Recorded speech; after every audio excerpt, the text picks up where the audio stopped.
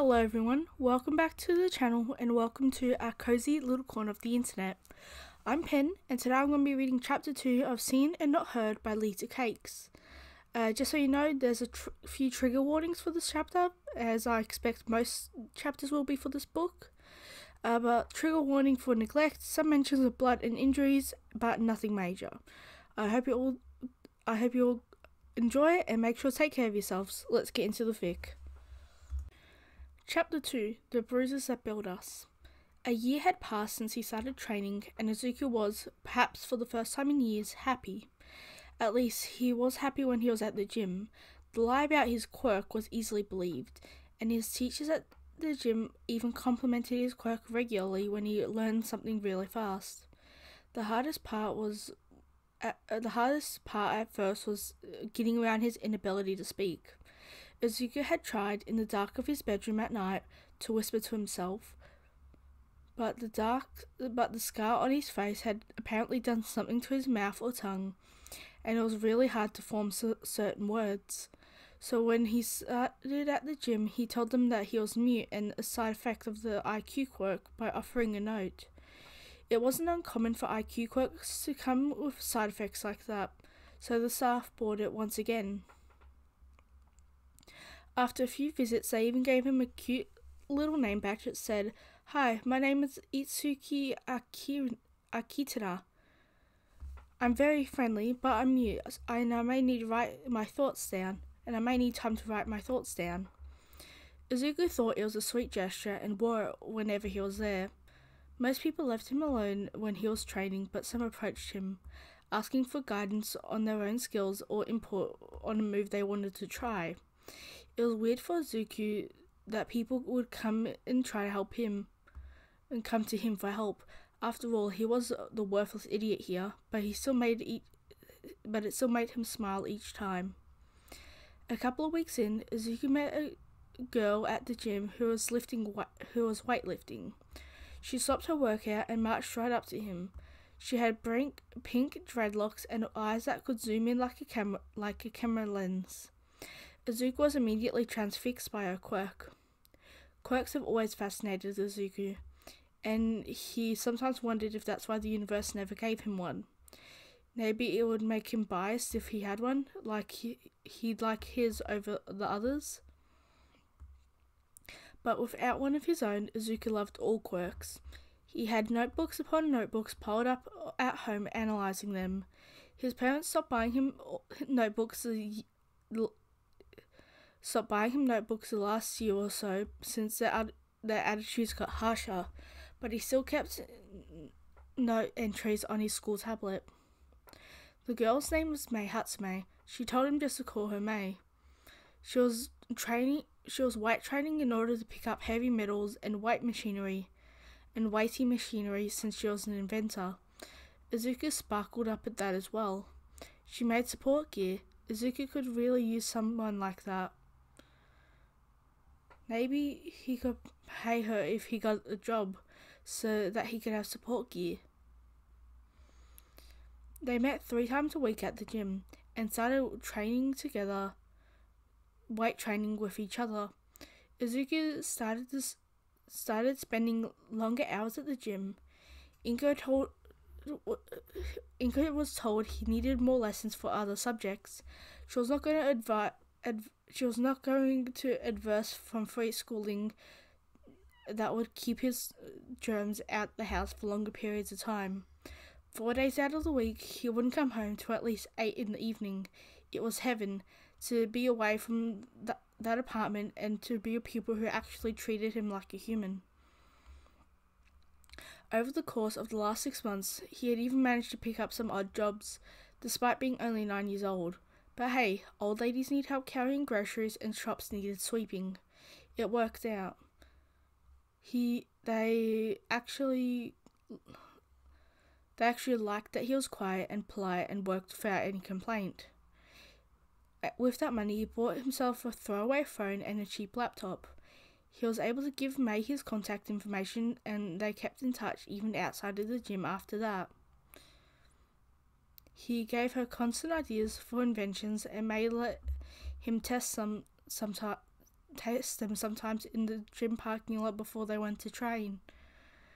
Now, a year later, Izuku was one of the top in his class in self-defense and had even picked up parkour training courses, which he was also proficient in.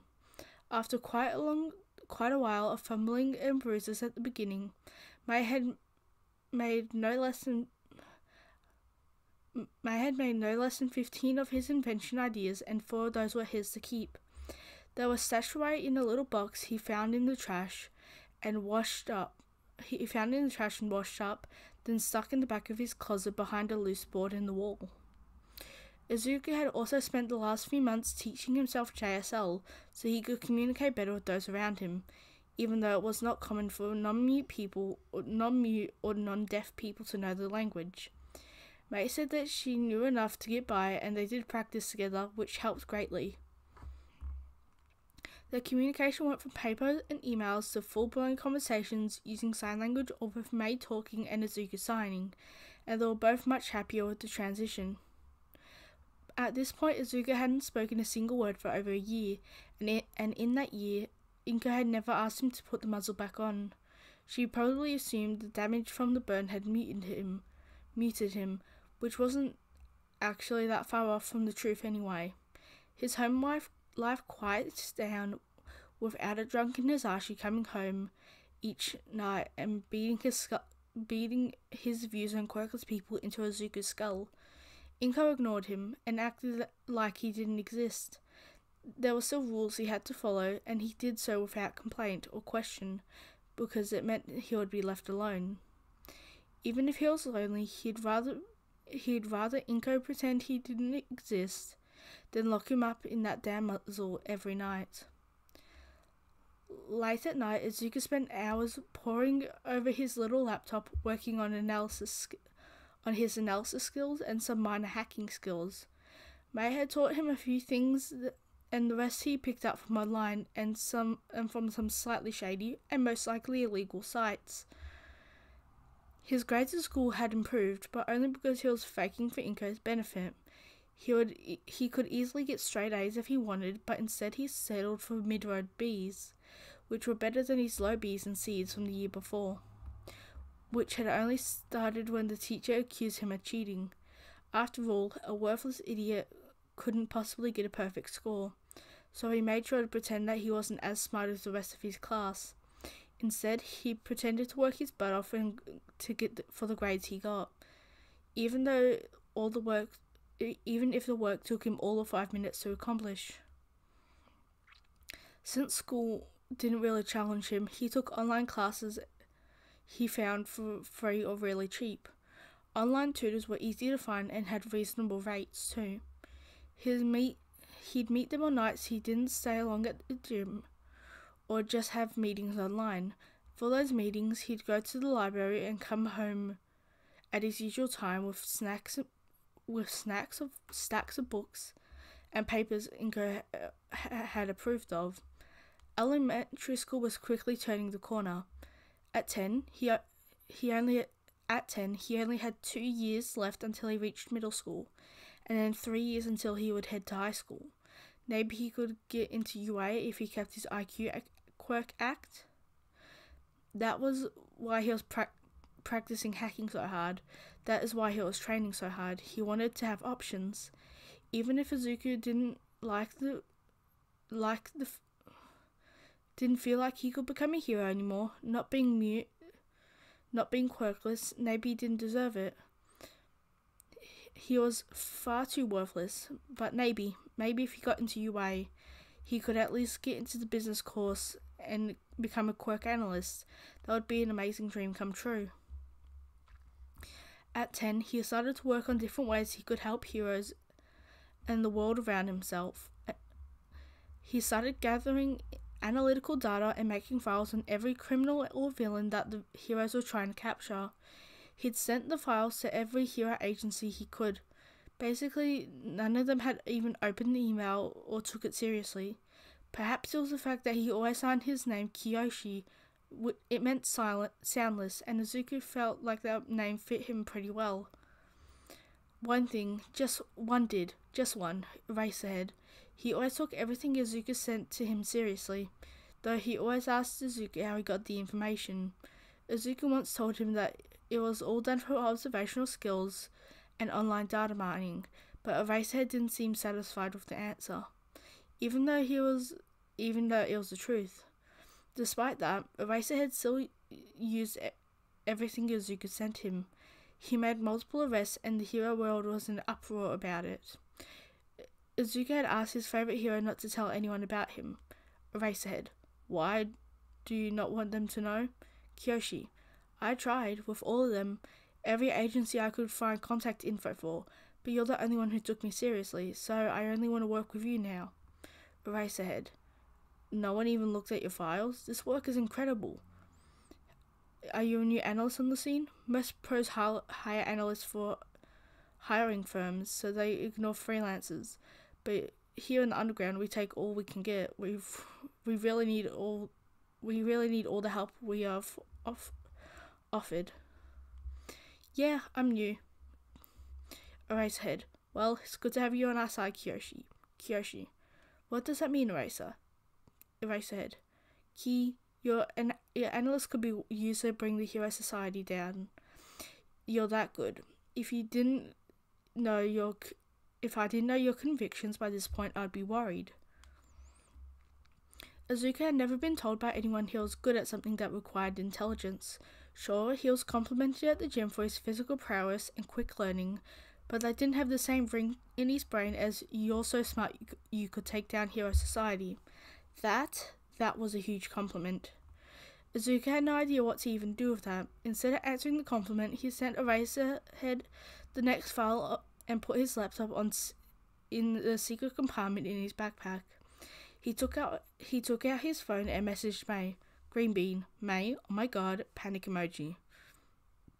Metal Mama: what's happening? Why are we panicking? Green bean: Eraserhead just complimented me. He said I could bring down Hero Society with my analysis work. Metal Mama: wow, that's high praise. And also a little worrisome. Should I be making a containment cage for your brain? Green bean, laughing emoji. May, you know I want nothing more than to work with heroes if they let me. So far, only Eraserhead has taken me seriously. Metal Mama: hey, don't be like that. We're still just kids, not even in middle school yet. You've still got a long way to go before you can even legally work anyway. Don't shoot yourself in the foot just yet. Green bean: yeah, you're right. Training at the same time tomorrow? Metal Mama: of course. I even have a few new babies for you to test out in the parking lot this time. I made a metal baseball bat you want. That metal baseball bat you wanted. It's one of my favourite babies so far. Green bean: awesome. I'll meet you there right after school. Metal Mama: see you then. When Izuku arrived after school the next day, May was already there waiting for him in the back of the parking lot, where they always met for testing. The staff at the gym had told them it was fine as long as they didn't make too much noise or play with anything illegal. Izuku waved to May, who waved back and tugged over a duffel bag of machinery full of bits and experiments she was working on. Izuku never wanted to stick his hand in that duffel. He'd most likely lose an appendage to whatever was lurking inside. Izuku had told her his real name after a few months ago, once she had earned his trust. Here, try this out. She yanked a baseball bat from the bag and offered it to Izuku. The tool was mostly dark green, of course, with silver accents of the metal underneath the green paint. It looked like a normal bat, except Izuku knew better than to assume anything May made had less than a 60% chance of either exploding or maiming a person. He gave her a suspicious look and took the bat from her. With one hand he signed, "What's the catch?" He always asked this of her new inventions. What was the trick? What was this device that a normal insert object name couldn't do? May burst out laughing and motioned to a few buttons on the handles. Okay, so if you push this button twice, it'll electrocute the end. Izuku blinked, taking a step back and holding the bat at arm's length. Don't worry, it only reacts to your fingerprints, so even I can't activate it. Where did you... Never mind, what else? Meg giggled and pointed to the next button. Click this one 3 times and spikes will protrude out the end. You can deactivate... You can click each button for a 3-second hold to deactivate them. Also, if you hold your palm over the very bottom of the handle, it'll collapse the whole thing into a pocket-sized disc. Try it. Izuku was astonished with what she could make, that she could make something like that with only her home workshop. Collapsible materials like that weren't easy to come by, especially not ones that hold the rigidity which held the structure enough to make a sturdy bat like this. He shrugged as he did as directed, pressing his palm to the bottom of the bat handle. Sure enough, after 3 seconds the whole thing collapsed and became a disc sitting in his hand. Whoa, Izuku turned it over a few times and arched a brow to May. How did he get it back into a bat? Alright, just tap either side twice in quick succession and it should pop right back out. But be careful not to get your pretty face in the way. Izuku snorted, turning back to the bat and held it on at arm's length and tapped it quickly twice on the top. It popped out at a rapid rate. The bat clattered to the ground as Izuku cowered from surprise and noise. You'll get the hang of it, May promised, picking it up and offering it back. So it really only responds to me, he signed. Yup. She showed him by clicking a few of the buttons and trying to collapse it. Nothing worked. How had she tested that? Maybe the fingerprinting was the last step she did once all the functions were tested. Izuku was pretty sure he'd only use this as a regular bat and not a cattle prod or spiked baton. He didn't want to actually hurt anyone. He just wanted to be able to protect himself and maybe the people around him. Of course, there were plenty of other weapons he could learn, but a baseball bat was perfectly legal and he couldn't get into trouble for using it for self-defense. May had also made far more inconspicuous than he thought it would be, so that made things a lot easier. He wanted to learn how to use guns eventually, but that might take some convincing to get May to make something illegal. Of course, he could just ask for tranquilizer guns, and then he wouldn't be putting May at risk of arrest. That wasn't necessarily legal, but it wasn't illegal either. Tranq guns were usually left to the police, so civilians could buy them, with the right licensing and a hell of a lot of money. Money Izuku did not have. Hey May, Izuku tapped her on the shoulder and signed once he got her attention. What's up? Could you make me a tranquilizer gun? Like a fairly legal one? May sucked her bottom lip as she pulled out one of her notebooks from a duffel bag. Izuku knew that she'd be lost in an invention schematic for at least the next 10 minutes. The answer apparently was yes, she could make one. May never dove into her notebooks if she didn't think she could make something on the spot that worked effectively. He was right. After about 8 minutes, May handed Izuku her notebook to inspect what she had drawn up. It was a detailed schematic of exactly what he wanted. A simple tranq gun it was pocket-sized, as well as a couple of darts, as well as with multiple darts that could incapacitate people in various ways. She also included a few poison ideas, which Izuku didn't want to think about. I could maybe have that done in a few weeks once I finish up the babies I'm working on. How does that sound? Sounds good, but don't you want to know why I'm asking for weapons? Izuku blushed slightly, looking down at his feet in embarrassment. Nope, don't care. Not my circus, not my monkeys. I just make cool stuff and use it and advertise it when you go jumping up from rooftops, okay? Izuku sputtered. It's not like he had ever done that before. So how did she know he planned to go into some real patrolling work? though maybe it wasn't so hard to believe. He was getting pretty bored at the gym at this point. The parkour course that they had offered him hadn't really offered him any challenge anymore, and his self-defense classes had been upgraded to martial art courses in the past 6 months. Izuku had made his way up to sparring with the sensei himself. They all said that it was his IQ quirk,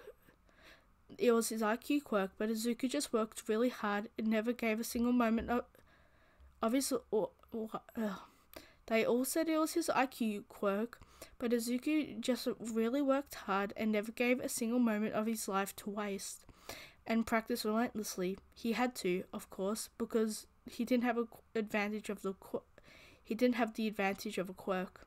He just had to work twice or thrice as hard as everyone else just to be valued on their level, and he knew that. Earth to Izuku, Mei was waving a hand in front of his face. Izuku yelped, almost dropping the baseball bat in his hands. Sorry, got lost in thought. It's okay, I just thought you went off to another planet there for a minute there. Come on, let's get back to training. Mei skipped off towards the gym without even waiting for a response.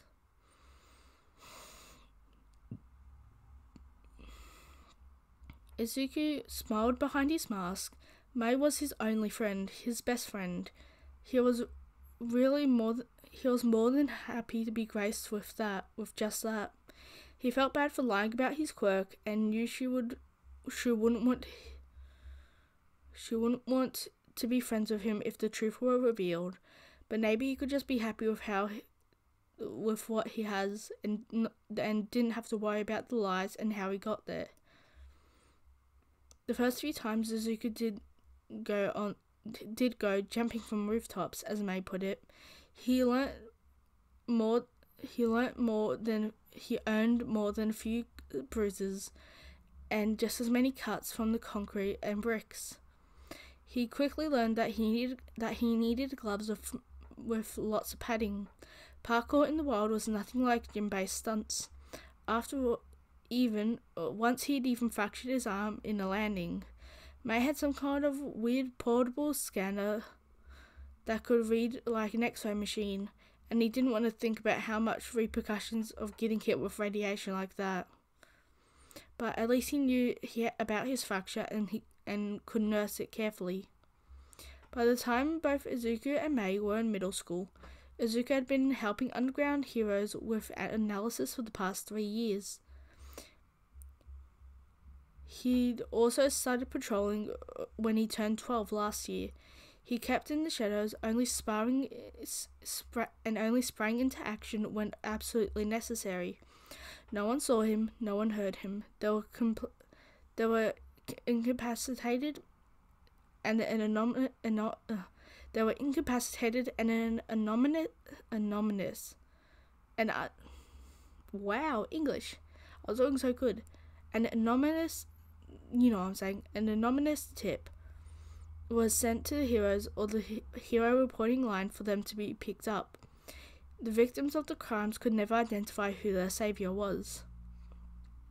Izuku knew he didn't deserve the credit for his actions, so he didn't stay to claim it. Even though he did deserve it, what he was doing was technically illegal. He wasn't sure when the desire to protect himself had bled into actively seeking people, hurting other people, but he was here as an up-and-coming vigilante and enjoying every second of it. When he went out, he wore dark greys and blacks,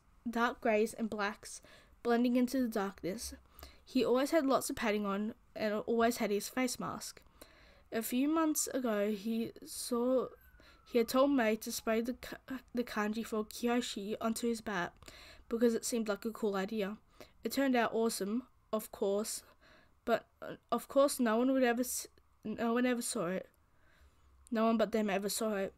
Mei knew of his analyst persona, so she didn't question the kanji. She just made it look amazing, and Izuku promised that if he ever did get caught on camera, he'd show off the bat. The promise was sort of empty, since they both knew he was never seen. That if he was, the province was sort of empty since they both knew if he was seen, it likely wasn't on purpose. School was boring, as always. The kids picked on him, but ever since he started wearing his mask, Katsuki didn't use his quirk on Izuku.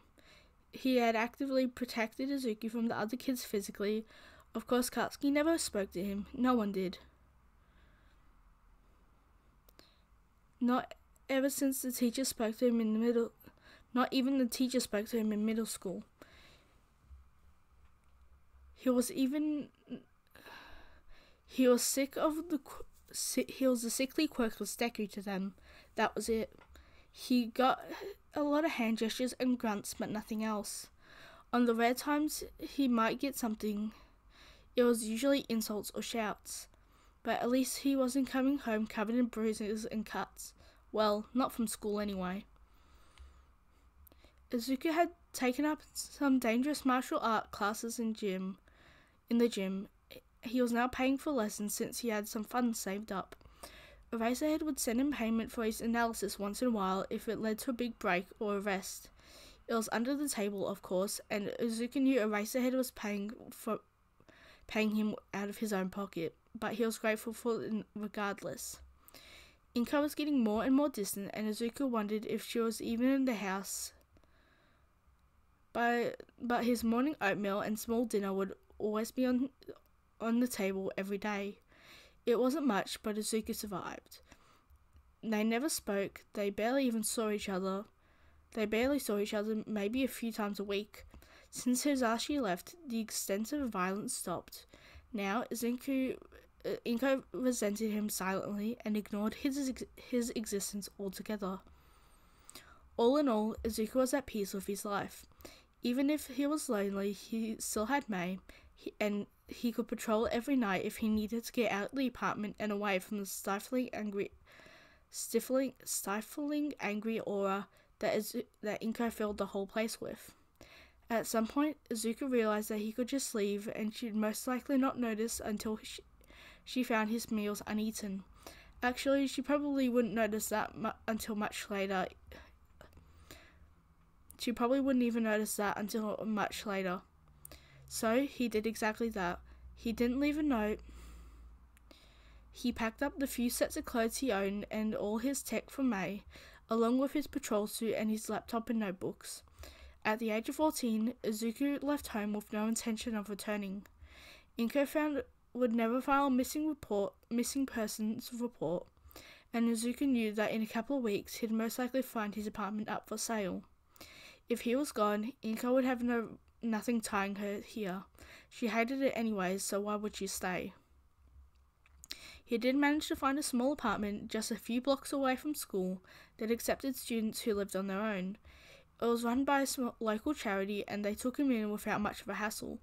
Of course, he had to fake his parents' signatures and take all the forms back the next day after sleeping on a park bench, but it still worked. The last payment he got from Eraserhead got him 6 months' rent in his apartment. It was a one-room thing with a small kitchenette and bathroom. The room was small enough to fit a table and a futon easily, but that was it. But this was enough for Izuku. There we go, everyone. That was chapter 2 of Seen and Not Heard, The Bruises That Built Us. I really like this one, and I'm going to keep going on this. I've only read up to chapter 6. I just finished chapter 5 just before recording this, but I love this fic already, and I really hope that it keeps going well. I have no doubt that it will. Thank you all so much for watching. Hope you guys enjoyed. Just make sure to take care of yourself, and I'll see you all later. Bye!